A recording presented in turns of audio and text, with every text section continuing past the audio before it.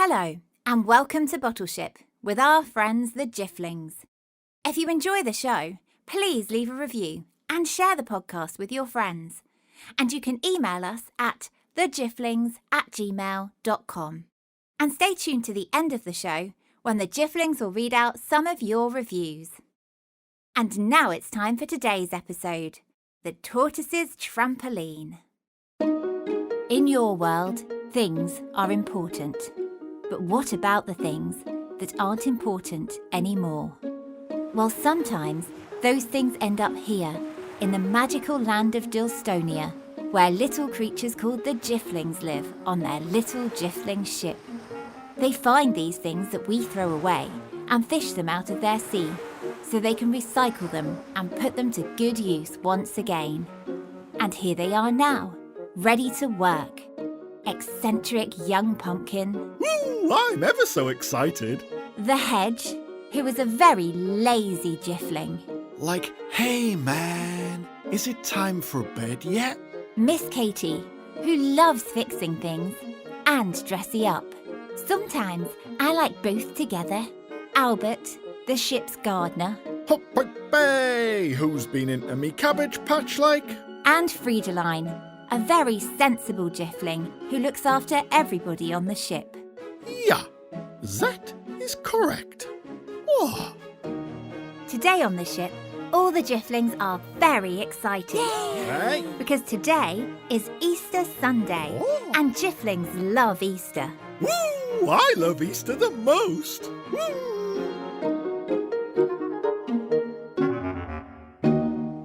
My favourite thing about Easter is dressing up in our fanciest, most beautiful clothes. Like, my favourite thing is spending time with all you Jifflings. Oh. Ah, And the surprise chocolatey eggs, man. that's right, Hedge. Each year, Friedeline does a fun surprise decoration on all the scrummy Jiffling Easter eggs. Ja, und so, if we want the delicious Easter fun, I must jiffle inside and start preparing the Easter eggy surprises. So Friedeline skiffled off into the kitchen, whilst the other Jifflings decided what to do next.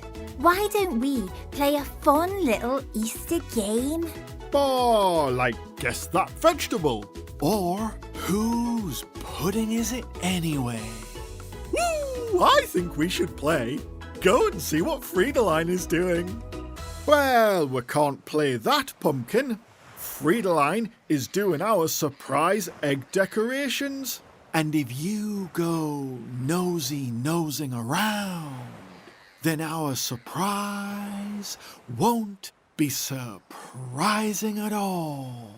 But by now, young Pumpkin was far too curious to not go nosing about, and he snuck up to the kitchen window. Friedeline always does such a good job of decorating the eggs. I just want to sneak a tiny peek. But Pumpkin, we all want a lovely surprise. Oh, these windows are very dirty. Maybe I can get a better view. Looking down the chimney. Then Pumpkin began clambering up the drain pipe onto the roof. Oh, Pumpkin Man, that's not safe. And chimneys are far too dark for looking down.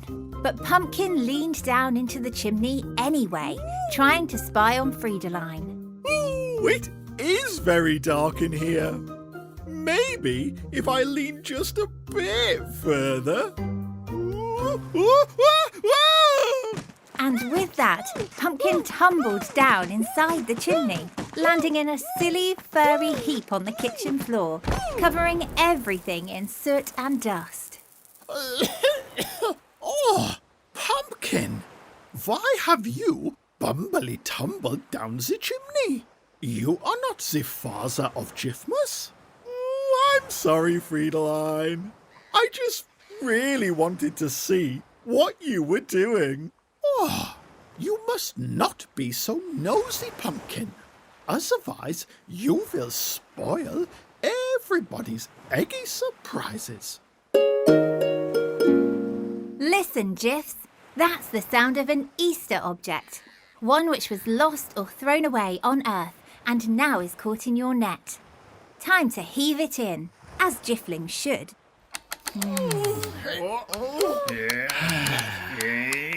The object landed on deck with a fishery whipple. It had a round metal frame with bouncy, boingy material stretched right across it. I think that's a stretchy handkerchief for a sniffly giant. But then Albert stepped forwards, for he knew just what today's object was. He flummoxed up onto the story seat, and then he began his tale.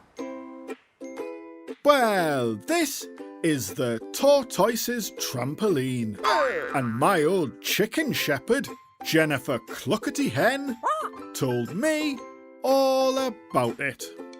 Once upon a while ago, there lived a tortoise called Harold, who enjoyed pottering about amongst the children's toys in the little garden where he lived, looking for delicious flowers to munch on in the sunshine. Oh, yum, yum, yum. And, like all tortoises, Harold was also rather nosy, so he would peer over his garden fence and try to see what all his neighbours were up to. Of course, the only problem was that tortoises are not very tall, which meant Harold struggled to see over his fence. And that's when he would call on his best friend, Wilson the ferret, who lived next door. Wilsie, old girl, jump up onto that fence for me and shout down everything you see. I simply must know what everyone is up to. My goodness, Harold, you'll never guess what Mrs. Bumble at number 23 is doing. Handstands! Oh, handstands? Well, I never. So, day after day, Wilson the ferret and Harold the tortoise would talk and play and have a lovely time in Harold's garden, watching the neighbours and eating flowers until the sun went down. Well, one morning, Harold awoke and shuffled outside with an extra big smile on his face, because today was Harold's birthday, and he was looking forward to spending it with his best friend Wilson. But when he called over the fence to Wilson, he got a surprise. Sorry, Harold, I can't come over right now. I'm a little busy. Busy? Oh, thought Harold, on my birthday? What could possibly be more important than a birthday tortoise? So Harold plodded over to the garden fence and tried to peek through to see what Wilson was up to. But the gaps in the fence just weren't big enough, and Harold couldn't see anything. Then he gazed around the garden, looking at all the fun children's toys, until he spotted a nice little trampoline. I know. I shall use that little trampoline to bounce up into the air and look over the fence. Then I'll know what Wilson's up to. And that is just what he did. 1 bounce. 2 bounce. Tortoise mega bounce. Well, Harold bounced so hard that he flew right up into the air and over the fence, sending the little trampoline bouncing off in the opposite direction into the bushes. Then he whooshed down at top speed, landing right in the middle of a big cake that Wilson was busy decorating. Harold, you silly old fool! You've splattered right into your own birthday cake. Oh. Then Harold realised he had been a silly old tortoise. Oh, I'm sorry, Wilson. I just really wanted to know what you were up to. But now I've splattered my own birthday all over everything. Oh, That's okay, Harold. Let's scrub this jam off your shell, and then we can bake a lovely new cake together. so Harold the tortoise and Wilson the ferret spent the day baking and laughing and having great birthday fun together. And as the sun set and Harold shuffled home, he realised that it was probably best not to be quite so nosy after all. And now, because Harold bounced so hard, the trampoline has boinged all the way to Dilstonia. Indeed, Friedeline. So how do you think you might reuse it?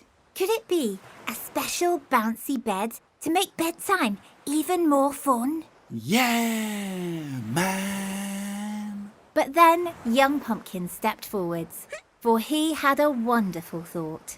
Why don't we turn the trampoline on its side and play bouncy wall ball whilst Friedeline finishes her Easter surprises? And I promise not to look until everything is ready. Oh yes, Pumpkin. More games at Easter are always welcome. So the Jifflings quickly tidied up the soot in the kitchen. And then, whilst Friedeline got everything ready for Easter, the other Jiffs took turns bouncing their ball against the upturned trampoline, trying to catch it when it bounced back. And then, once Friedeline was ready, she handed out the special Easter surprises. Like, hooray! Surprise chocolatey eggs, man! And they're decorated just perfectly. And so, after a long day of bouncy, chocolatey fun, all the Jifflings snuggled through to their bedroom, plumped up their pillows, and then it was time for bed. Good night, young Pumpkin. Good night. Good night, Albert. Why, I'll see you in the morning, like. Good night, Friedeline. And it is a good night. Yeah. Good night, Miss Katie. Night-night. Good night, Hedge. Hedge? Oh, I think the hedge is asleep already. And goodbye to you, wherever you are. Maybe next time you see a thing that you might throw away, you'll stop and see if you can use it again, just like our friends the Jifflings. And maybe the thing you use again will have a story to tell too. Goodbye. Thank you for listening to Bottleship. For all the parents listening, if you'd like to, you can donate to the show at patreon.com/Bottleship. And as a thank you, we'll send your child a personalised audio message from the Jifflings. And for all the children listening, if you enjoyed the show, please leave a review and share the podcast with your friends. We've had some lovely reviews this week, haven't we, Jifflings? Yeah, that is correct. Like this one from England. It says, "Dear Jifflings, I love your show. My favourite character is Friedeline because I like the little yeah she does. Ha! And I like the others too. I especially like the episode when Miss Katie flies into the air and lands in the washing basket. Ha! I have an idea for a new episode. The Jifflings go skydiving. Hope you like the idea. Bye, Jifflings. Love, Zuri from London." Woo! Thank you, Zuri. That is a lovely review. Like, totally, man. And we've had this review too. From America. It says, I listen to your stories while my little sister is falling asleep for her nap. And I also like them. Keep up the good work. My favorite character is the hedge because he likes falling asleep. My favorite episode is the boomerang because it's about a train driver and I like trains. My name is Eleanor and I live in South Dakota. Thank you very much, Eleanor. That's a very special review. And we'd also like to say a big special hello to Charlie's in Brisbane, Australia.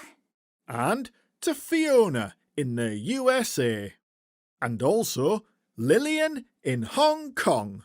Thank you very much for writing to us. And if you'd like to send us an email, please send it to thejifflings@gmail.com. Also, if you like listening to stories, why not check out our sister podcast, Storytime, for children of all ages. Thanks again, and we'll bring you more exciting adventures with our friends the Jifflings very soon. Goodbye.